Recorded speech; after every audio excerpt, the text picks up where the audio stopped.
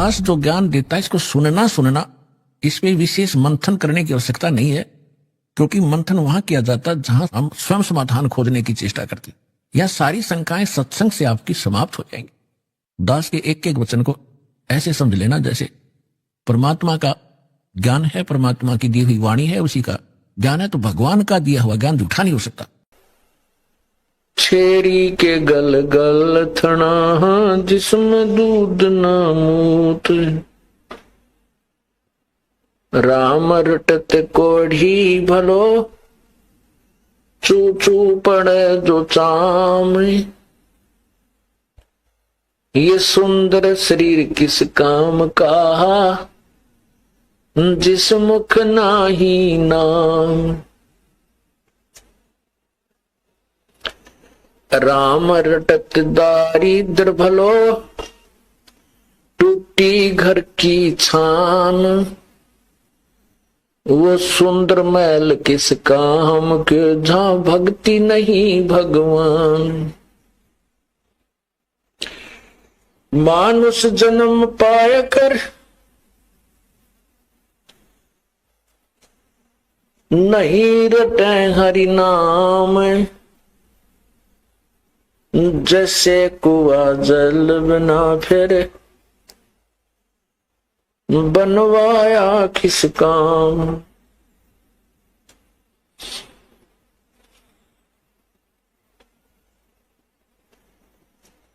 लूट सको तो लूटियो राम नाम की लूट, पीछे फिर पछताओगे प्राण जाएंगे छूट,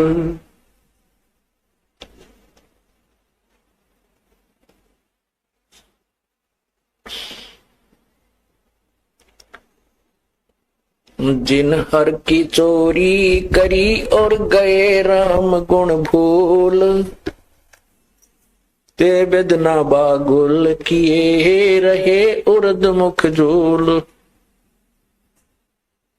मानुष जन्म दुर्लभ है भाई मिले न बारंबार, जैसे तरवर से पत्ता टूट गिरे वो बहुर न लगता डार, परम पिता परमात्मा सारी सृष्टि के रचनहार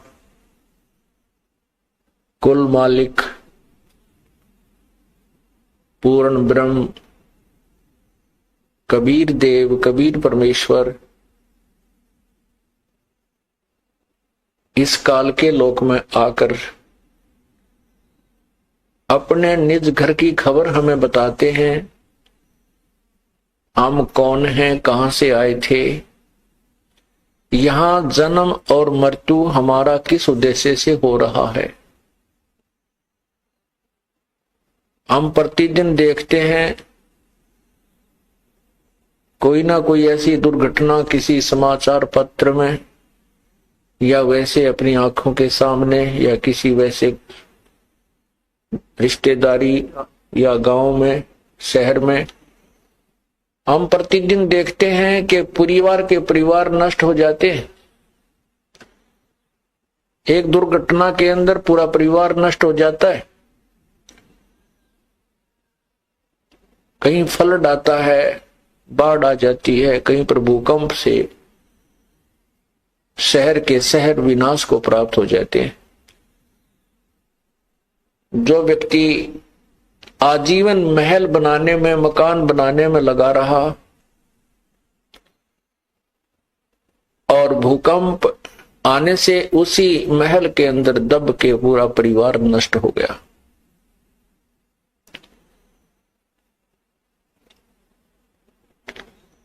एक व्यक्ति घर से चलता है किसी विशेष काम के लिए और वापस उसी दिन आने की चेष्टा करता है। कोई विशेष काम है घर पे और रात्रि को वापस आना अति आवश्यक है। नाइट सर्विस से आने की चेष्टा करता है, इतनी भागो दौड़ करनी पड़ती है और एक्सीडेंट में दुर्घटना को प्राप्त होकर मृत्यु को प्राप्त हो जाता है। उस समय तो इतना भी समय नहीं था कि इस रात को ना पहुंचकर सुबह आ जाऊं। इतनी शीघ्रता लगी हुई थी कि काम बिगड़ जाएगा, मेरा कार्य खराब हो जाएगा, मेरा बिजनेस में कोई नुकसान हो जाएगा, या मेरी कोई सर्विस में दिक्कत आ जाएगी, और फिर शरीर ही नहीं रहा। ये क्या कारण है? ऐसा क्यों है? हमारे को किसने ऐसा विवश किया हुआ है कि हम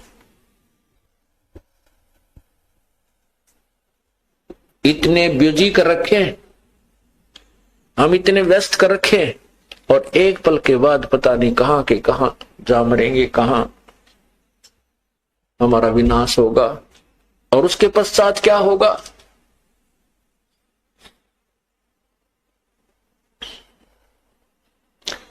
उसके पश्चात क्या होगा? उसके पश्चात संत बताते हैं, नर से तीतू पशुआ की जय, दीजे बैल बनाए, चार पहर जंगल में डोले, तेरा तो ना पेट भरे। इसके बाद ये होगा।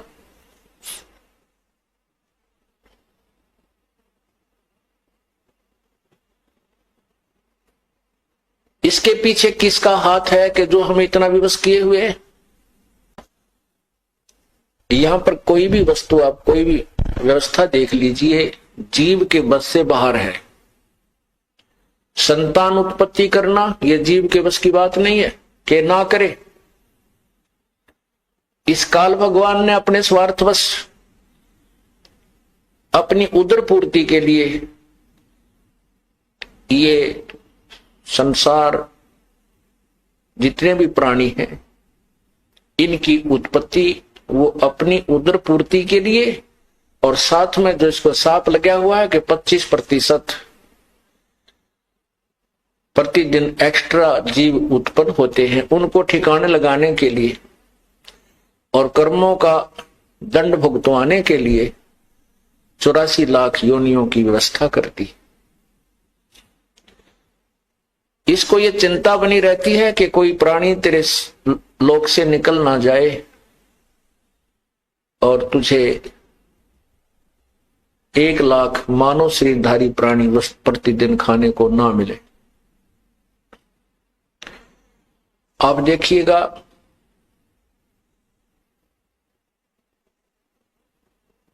दूसरे जो व्यवस्था है सतिथि, जो भगवान विष्णु जी सतोगुण को ड्यूटी दे रखी है, इसमें भी हम विवश हैं, हमारे बस की बात नहीं।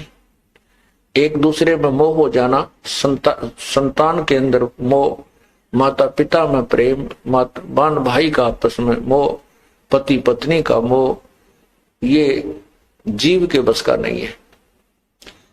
ये जो 5 विकार हैं, ये काल भगवान ने सूझबूझ से लगा रखे हैं, और जब इसको मानव शरीर प्राप्त होता है, जब इस प्राणी को मानव शरीर प्राप्त होता है, उस समय यह काल और ज्यादा सतर्क हो जाता है, ये ज्योति निरंजन ब्रह्म सतर्क हो जाता है कि अब इसको ज्यादा ही व्यस्त कर दूं, कहीं ये भक्ति ना कर, यथार्थ भक्ति ना कर ले। गलत भक्ति करता है, करता रहे, शास्त्र विरुद्ध साधना कितनी कर ले, हजारों वर्ष बैठा रहे, मौन रहे, कितनी ही जो है ना मेहनत करता रहे, उसमें इसको नो ऑब्जेक्शन। और जब इसको सत भक्ति मिलती है प्राणी को, उस समय ये सतर्क हो जाता है, लेकिन उस समय इसकी दाल नहीं गलती, क्योंकि परमात्मा पूर्ण ब्रह्म विशेष रूप से साथ होता है। ये क्या करता है काल भगवान? जीव को यथार्थ भक्ति ना दे करके, यथार्थ ज्ञान ना दे करके, यही जन्म और मृत्यु के अंदर रहने की व्यवस्था का ज्ञान प्राप्त करवा देता है। कुछ आकाशवाणी कर देता है जो शास्त्र विरुद्ध साधना होती है, और ये भोली आत्माएं जो तत्व ज्ञान से अपरिचित है, ये उस आकाशवाणी जो काल करता है, 21 ब्रह्मांड का ये मालिक है, उस आकाशवाणी को परमात्मा की आकाशवाणी मान करके ये उसको स्वीकार कर लेते हैं। जैसे देवी पुराण में लिखा है कि ब्रह्मा जी कहता है कि मैं जब सचेत हुआ, जब मैं होश में आया, मैं कमल के फूल पर विराजमान था, युवा अवस्था थी, और मुझे नहीं मालूम मैं कहां से उत्पन्न हो गया, मेरा उत्पन्न करने वाला कौन है। उसमें मैंने उस कमल के फूल के नीचे उतरकर डंठल को पकड़ के नीचे उतरा, उस जल का और छोर मुझे कहीं नहीं मिला। वापस आकर के कमल के फूल पर ही बैठ गया। मैं विचार करने लगा कि मैं यहां किस लिए उत्पन्न हुआ हूं, मेरा क्या कार्य है। उसी समय आकाशवाणी हुई कि तप करो तप करो। तो मैंने 1000 वर्ष तक तप किया। उसके बाद आकाशवाणी हुई कि सृष्टि करो। मेरे मन में आया, ब्रह्मा जी कहते हैं कि मेरे मन में आया कि किसकी सृष्टि करूं, कहीं पर कोई पृथ्वी नहीं है, जल ही जल नजर आता है। इस प्रकार ये काल भगवान भ्रमित करता है। इस ब्रह्म ने आकाशवाणी कर दी कि तप करो, और इसने कसम खाई है ब्रह्म ने कि मैं किसी भी प्राणी को जो मेरे 21 ब्रह्मांड में है अपने यथार्थ रूप में दर्शन नहीं दूंगा। इसका यथार्थ रूप कैसा है, ये काल है। गीता जी के अध्याय नंबर 11 के श्लोक नंबर 32 में स्वयं स्वीकार करता है गीता ज्ञानदाता कि मैं काल हूं और सबको खाने के लिए अब आया हूं, प्रवृत्त हुआ हूं।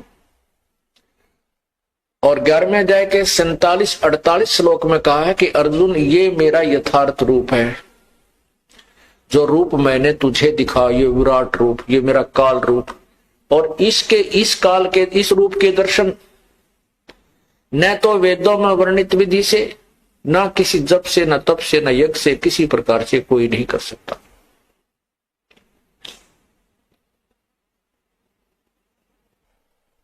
इससे एक बात तो यह सिद्ध हुई कि वेदों में वर्णित विधि से प्रभु प्राप्ति नहीं हो सकती।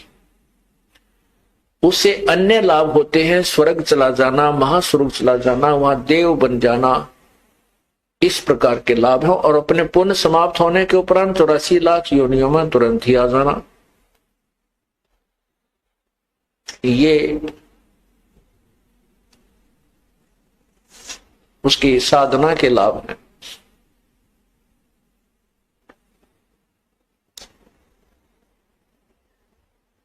अब वेदों में जो वर्णित, वेदों में जो साधना लिखी है, वो साधना हठ योग नहीं है। किसी भी शास्त्र में जो प्रमाणित शास्त्र है, वेदों में गीता जी चारों पवित्र वेदों का सारांश है।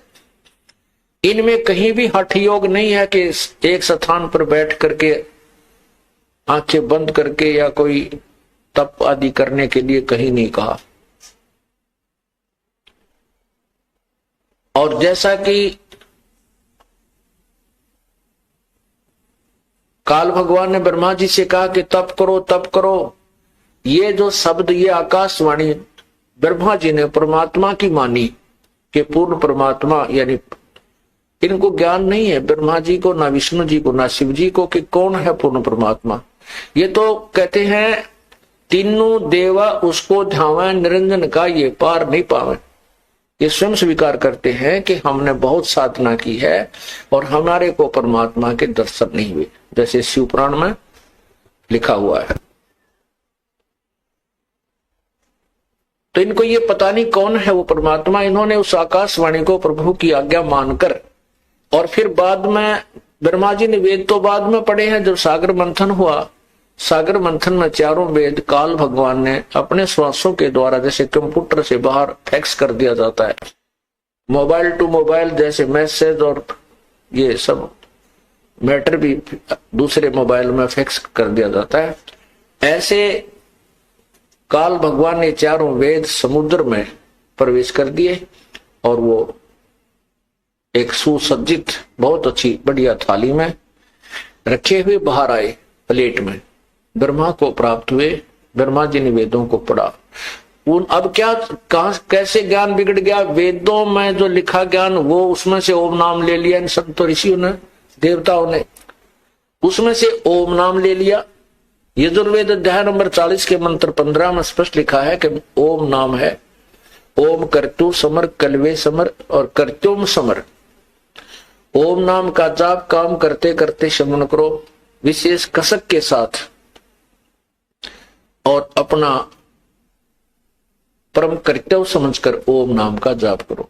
तो ओम नाम का जाप तो ले लिया इन्होंने वेदों से, और हठ योग तप करना ये ले लिया आकाशवाणी से, दोनों की खिचड़ी बना ली। तप करना शास्त्र विरुद्ध साधना है।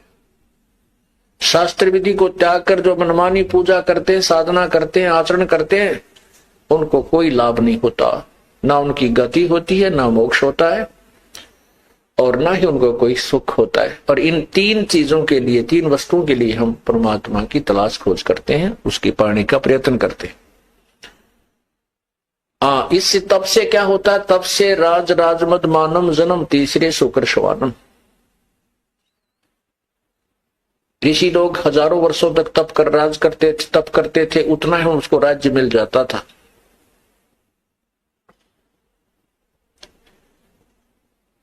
एक प्रियव्रत नाम का राजा था, एक प्रियव्रत नाम का व्यक्ति था। उसने 11 अरब वर्ष तक तप किया। उसको उस तप के प्रतिफल में उतना ही समय तक शासन मिल गया, वो राजा रहा। जब वो अपने 11 अरब वर्ष के राज्य को भोग कर मरने लगा, जब पार्षद यानी यम के दूत उसे लेने आए, धर्मराज के दूत उसे लेने आए, तब उसको कहा कि चल प्रियव्रत तेरा समय पूरा हो गया। ओए होए। तब प्रियव्रत कहता है कि मुझे कुछ और समय दे दो, मुझे कुछ और समय दे दो। तब उन दूतों ने कहा कि नहीं, तेरे लिए अब इससे आगे कोई श्वास भी देने का हुक्म नहीं है। उठा ले गए, धर्मराज के पास पेश कर दिए। वो धर्मराज ने पूछा कि प्रियव्रत, 11 अरब वर्ष तक तूने राज्य तप किया और 11 अरब वर्ष तक तूने अपना राज्य भोग लिया, अब बता कुछ कमा के लाया के खाली आया? तब प्रियव्रत कहता है महाराज खाली आया, कुछ नहीं लाया। फिर धर्मराज ने कहा कि इसको गधे की जूनी दो, गधे की योनि में डाल दो, इसका काला मुंह करो। तब उसने प्रियव्रत ने कहा मेरा काला मुंह क्यों कीजिए है? धर्मराज ने कहा कि 11 अरब वर्ष तक तूने तप किया, उसके बदले में राज ले लिया, भगवान की भक्ति करी नहीं, इसलिए तेरा काला मुंह किया जा रहा है और गधे की जोनी में तुझे डाला जा रहा है। तब प्रियव्रत कहता है भूल हुई, बहुत गलती बनी। तो धर्मराज ने कहा अब तो बनगी भाई, फिर संभलना। एक काणा कर्ण तपस्वी था, उसने 22 लाख वर्ष तक तप किया, इतने ही वर्ष तक राज्य किया। उसको 22 वर्ष तक तप किया, 22 लाख वर्ष तक तप किया। फिर उसके लिए विमान आया लेने के लिए, अब चलो तुम तो याद किए हो धर्मराज दरबार में चलो। उसको इतना अभिमान हो गया था कि मेरे जैसा जाजुल तप किसी ने नहीं किया होगा। रास्ते में एक पत्थर पर शिला थी, एक पत्थर का बहुत बड़ी पत्थर था, और उसके चारों तरफ उन पार्षदों ने कहा, जो उसको लेने आए थे वो दूतों ने कहा कि तपस्वी जी आप इस परशिला के चारों तरफ एक परिक्रमा देकर आओ, ये नियम है। अब वो काणा कर्ण तपस्वी उस पर शिला के चारों तरफ चलने लगा। उसने देखा वैसे ऐसे 18 करोड़ काणे कर्ण अपना नाम लिख लिख गए हुए थे, मैंने इतने हजारों वर्ष तप किया, मैंने इतने लाखों वर्ष तप किया। तब उस काणे कर्ण ने के मन में ये आई कर तेरे से एक जादुल तपस्वी है, तेरा तप तो कुछ भी नहीं। एक उसका विमान तोड़ा। फिर धर्मराज के दरबार में जब गया, धर्मराज ने कहा, न्यायाधीश ने कहा कि भाई तपस्वी जी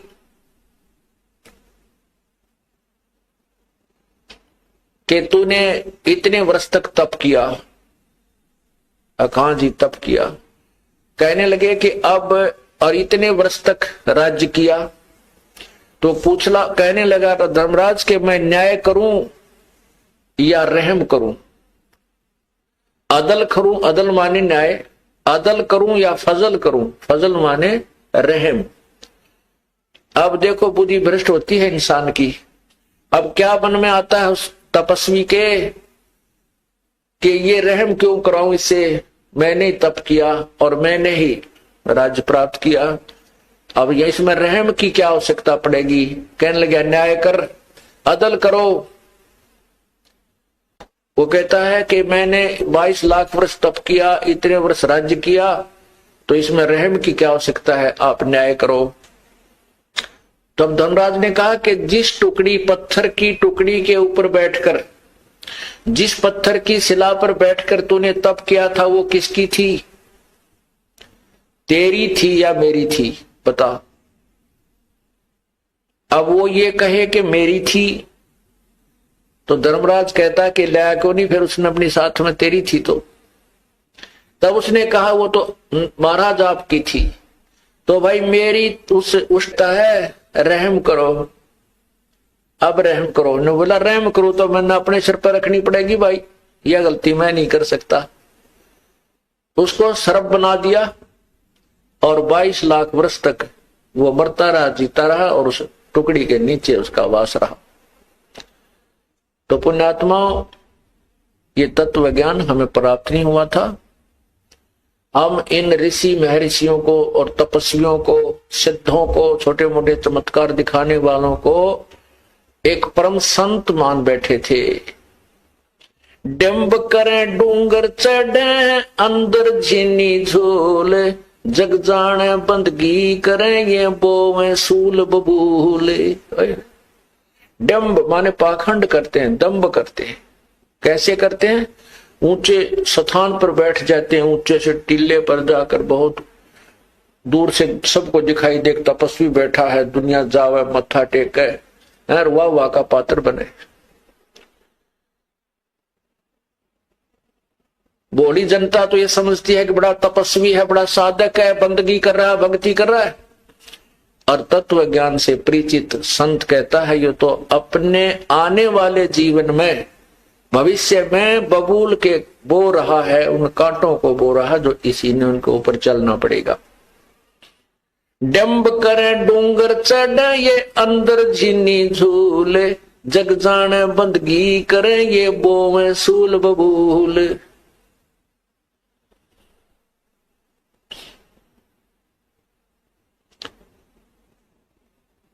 पुण्यात्माओं, ये काल यही चाहता है कि ये प्राणी गलत साधना करे और मेरे जाल में जीवे और मरे, बस। कुछ अनजान लोग कहते हैं भाई परमात्मा की भक्ति तो तब बनती है जब इंसान पूर्ण रूप से काम, क्रोध, मोह, लोभ, अहंकार से रहित हो जाए, तब योग युक्त हुआ जाता है। योग युक्त का अर्थ होता है भक्ति में लीन, परमात्मा से संबंध हो सकता है किस समय, जब काम, क्रोध, मोह, लोभ, अहंकार समाप्त हो जाए। तो उसके विषय में बताते हैं, कहते हैं कुरंग, कुरंग, पतंग, मरंग, और सरंगा, कुरंग, पतंग, भरंग और सरंगा। इंद्री एक ठग्यो तिस अंगा, और तुमरे संग पांचों प्रकाशा, योग युगत की झूठी आशा। क्या बताना चाहते हैं कि जो व्यक्ति हट करके अपनी इंद्रियों का दमन करने की चेष्टा करता है, कहते वो व्यर्थ में अपने प्रयत्न कर रहा है। ये तो ज्ञान से और परमात्मा के उस एंटीबायोटिक मंत्र से, सतनाम से, जो सांस का सिमरन है, उससे ये नर्म होंगे, ये कम होंगे, ये डाइल्यूट होंगे। और जिस तरीके से आप प्रयत्न करने की चेष्टा कर रहे हो, हठ योग करके, तपस्या करके इंद्रियों का दमन करना चाहते हो, कभी नहीं हो सकती। विकार मरे मत जानियो, जो भूपड़ में आग। जैसे क्या बताते हैं कि कुरंग, कुरंग कहते हिरण को, मृग, उसमें एक कान का विषय होता है, अर्थात वो सुरीली आवाज के ऊपर आसक्त हो जाता है। और शिकारी जो हिरण पकड़ने वाले होते हैं, शिकारी, वो क्या करते हैं, एक जो यंत्र से, एक वादक यंत्र, बाजे में एक ऐसी आवाज निकालते हैं जो मृग को पसंद होती है। और उस शब्द के कारण इतना विवश हो जाता है, वो इतना जो है लाचार हो जाता है कि अपने आप जिस साइड से वो धुन आ रही है शब्द की, उसकी तरफ चल पड़ता है ऐसे। और शिकारी के पास आकर के ऐसे मुख रख देता है उस वादक मंत्र, उस वादक यंत्र के पास में, और ऐसे ऐसे बैठ जाता है। और वो शिकारी उसको पकड़ के बांध लेता है और मार के अपना आहार करता है। वो मृग के बस की बात नहीं है कि वो उस तरफ खिंचा ना चला जाए। फिर सपर्श, कुरंग, मतंग, बरंग और श्रृंगा। कुरंग, मतंग, अब मतंग कहते हाथी को। हाथी के अंदर सपर्श अर्थात काम वासना, रजोगुण अत्यधिक होता है। और हाथी पकड़ने वाले क्या करते हैं, एक हथनी को ट्रेंड कर लेते हैं और एक जंगल में एक गड्ढा, लंबा चौड़ा गड्ढा खोद देते हैं। उसके ऊपर छत देते थे पतली पतली लकड़ियों की, और उसके ऊपर घास, उसके ऊपर फूस डाल करके, मिट्टी डाल करके और घास डाल देते हैं। ऐसा कर देते जैसे अलग से पहचान नजर नहीं आती कि यहाँ कोई गड्ढा है उस पर छत दी हुई। और उस ट्रेंड की हुई, उस प्रशिक्षित हथनी को हाथियों के झुंड में छोड़ दिया जाता है। वो सीधी ट्रेंड होती है, सीधी वहां पहुंच जाती है और वहां हाथियों से स्पर्श करती है, अर्थात उनके शरीर से शरीर अपना टच करती है, उनको वासना के लिए प्रेरित कर देती है। और जब हाथी उसकी तरफ चलते हैं तो वो आगे आगे भाग लेती है। हाथियों के 4, 5, 6, 7, 8 जितने भी होते हैं वो उसके पीछे पीछे चल पड़ते हैं। वो हथनी सीधी उस साइड में आती है जहां से वो गई थी अपने पैरों पद चिन्हों के साथ साथ, और वो सीधी आती है। हाथी उसके पीछे भाग रहे होते हैं। वो ट्रेंड होती है कि वो एक बार उस गड्ढे से थोड़ा सा उल्टा होकर के ऐसे घूमती है, फिर दूर से हटके फिर उसी साइड पर भाग लेती है। तो हाथी इधर ना जाकर के सीधे ही उसके पीछे उस वासना वसंधे होकर के तोड़ते हैं और वो गड्ढे में गद्दाई गद 4, 5 कट्ठे फिट हो जाते हैं उसमें। और फिर वो चिंगाड़ मार मार कर रोते हैं गड्ढे में गिर जाने के उपरांत। और जब वो बिल्कुल चिल्ला चिल्लू के, फिर वो बाकी हाथी भाग जाते हैं डर के। तो वो वहां चिल्ला चिल्लू के अपना नितान खूब बिल्कुल सेट हो जाते हैं, जब उनको ऊपर बैठ के वो हाथी पकड़ने वाले अंकुश ठोकते हैं बुरी तरह, उनको बिल्कुल वहीं से सेट करके जब बाहर निकालते हैं, आगे गड्ढा खोद करके बाहर निकाल दिया जाता है। और फिर क्या करते हैं, उन हाथियों को गांव गांव में, शहर शहर में ले जाकर उसको एक अपना जो है ना सवारी बना लेते हैं और उससे रोजी रोटी कमाते। सारी उम्र के लिए फंस गया, एक वासना के कारण सारी उम्र के लिए परवश हो गया। फिर बताते हैं रूप, शब्द स्पर्श रूप रस गंध। रूप जैसे पतंगे होते हैं और दीपक के जग रहा है उसके ऊपर आकर के वो इतने विवश हैं, इतने आसक्त हैं उस रूप के ऊपर, वो पतंग उस दीपक को एक अच्छी वस्तु जानकर उसके ऊपर गिर जाते हैं और गिरते ही मर जाते हैं। उस रूप के ऊपर आसक्ता उसको कितनी महंगी पड़ी, अपने जीवन से हाथ धो बैठा।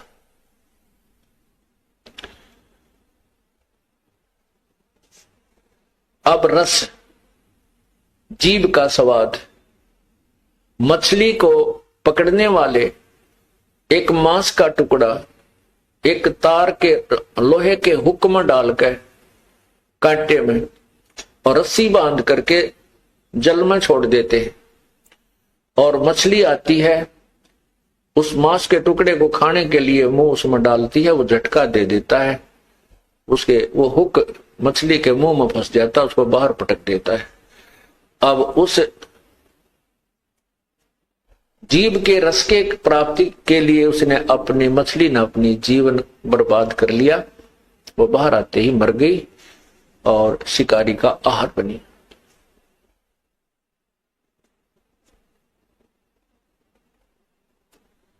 अब गंध, महक, इसके लिए भंवरा विवश होता है, भंवरा, और वो फूट पर बैठ जाता है और शाम के समय वो इतना वो आसक्त होता है कि उस पर उठा नहीं जाता उस सुगंध को छोड़कर, और वो फूल बंद हो जाता है, भौरा वहीं पर मर जाता है रात्रि।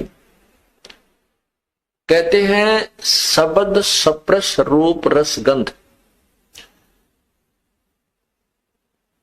क्या बताते हैं कि कुरंग मतंग पतंग भरंग और सरंगा है, इंद्री एक अठ्ठ्योतीस अंगा, तुमरे संग पांचों पर कासा। और ये योग युगत की भाई झूठी आशा, ये तुम्हारी बनावटी बातें, तुम्हारे साथ तो ये पांचों विकार इकट्ठे ला रखे और उनमें एक एक विकार के कारण उन प्राणियों की जान चली गई, वो नहीं हट सके, उनको नहीं त्याग सके, वो इतने विवश हैं, और आपके साथ तो काल ने पांचों जोड़ दिए। ये योग युगत की झूठी आशा। कहते हैं विकार मरे मत जानियो जो भूबल में आग। जैसे राख के अंदर अग्नि का अंगार दबा दिया जाता है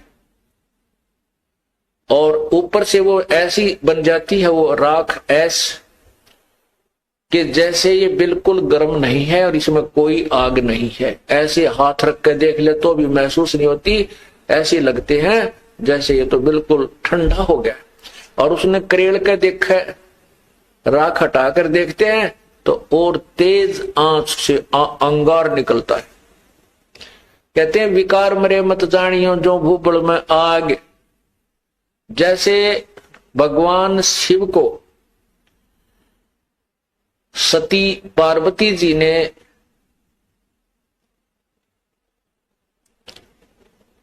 धोखा दे दिया, जैसा कि उन्होंने माना, कैसे कि श्री रामचंद्र जी सीता वियोग में जब सीता का अपहरण हो चुका था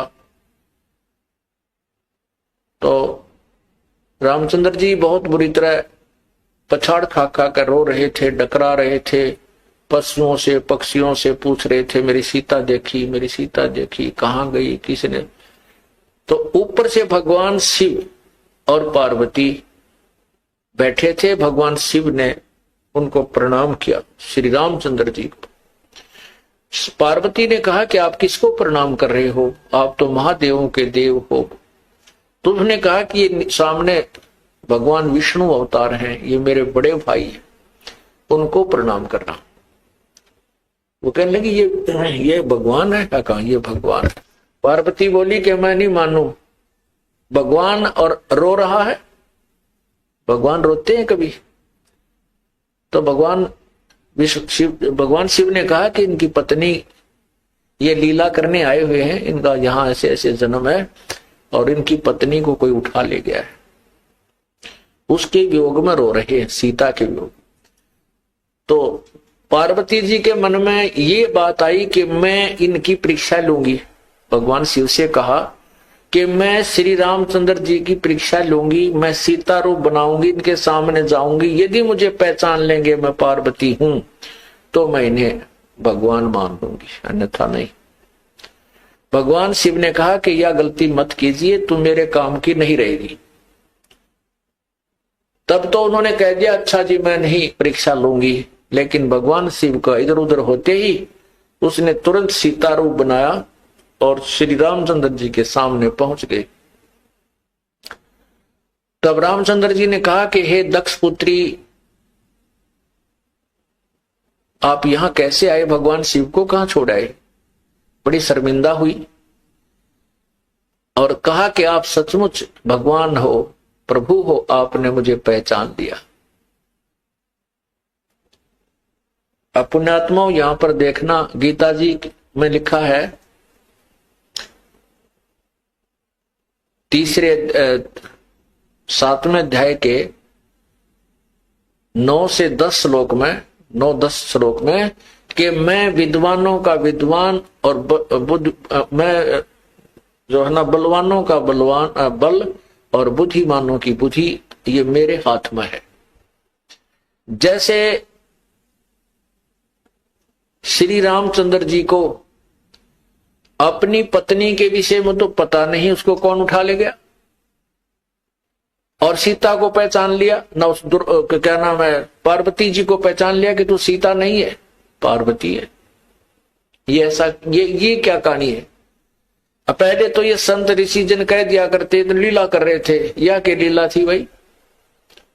ये कोई नाटक कर रहे थे कि भाई ऐसे करना ही था, बुरा हाल हो रहा है, रो रहे हैं? नहीं, ये काल के हाथ में रिमोट है। जब चाहे ब्रह्मा विष्णु महेश सभी प्राणियों की बुद्धि को ऑफ कर देता है, जब चाहे ऑन कर देता है। भगवान राम की बुद्धि ऑफ कर रखी थी और जब पार्वती परीक्षा लेने गई तो उसकी बुद्धि को ऑन कर दिया काल ने, इस ब्रह्म ने, जो ब्रह्मा विष्णु महेश के पिता हैं। और उधर से जब महाभारत के युद्ध में अर्जुन को शक्ति दे दी और ना जाने कितने सैनिकों की हत्या कर डाली इसने, और वही अर्जुन, वही धनुष, जब भगवान श्री कृष्ण जी की मृत्यु के उपरांत और यादवों का जो पूरा द्वारका ही नष्ट हो गई थी, पूरा कुल नष्ट हो गया था, उसके बाद श्री अर्जुन जो है गोपनियों को और भगवान श्री कृष्ण जी की 16,000 रानियों को लेकर के आ रहा था। रास्ते में जंगली लोगों ने अर्जुन को पीटा और सभी औरतों के गहने छीन ले गए, लूट लिया उनको, और कुछ एक औरतों को भी अपने साथ ले गए। अर्जुन का हाथ भी ना उठा। वही धनुष था, वही अर्जुन था। तब अर्जुन रोता है कि ये कृष्ण बड़ा छलिया था, इसने हमारे साथ धोखा ही धोखा किया। जब हमारे से पाप करवाना था, जब मुझे शक्ति दे दी, और आज मैं खड़ा खड़ा पिट रहा हूं, वही अर्जुन हूं और वही बाण है, आज मेरे से बाण उठाया भी नहीं जा रहा है, मेरी शक्ति कहां गई? परमात्मा बंदी छोड़ कबीर साहब कहते हैं, जो तुम्हें सबको नचा रहा उसका तो तुम्हें पता नहीं। श्री कृष्ण छलिया नहीं था, ये तो वो काल था जो इनको सबको नचा रहा है। अब उधर से भगवान श्री शिव जी को पता चला कि पार्वती आप परीक्षा लेकर आई हो। अब ऑन कर दी बुद्धि काल ने उसकी, शिव जी की, कि नहीं तू परीक्षा लेकर आई है। तब वो शर्मिंदा होगी, न वाली गलती बन गई मेरे तय। तो उसने कहा भगवान शिव ने कि आज से तू मेरे लिए पत्नी रूप में स्वीकार्य नहीं है, क्योंकि आपने मेरे बड़े भाई की पत्नी का रूप धारण कर लिया, सीता जी का रूप धारण कर दिया, इसलिए मेरे लिए तू मां के तुल्य होगी। और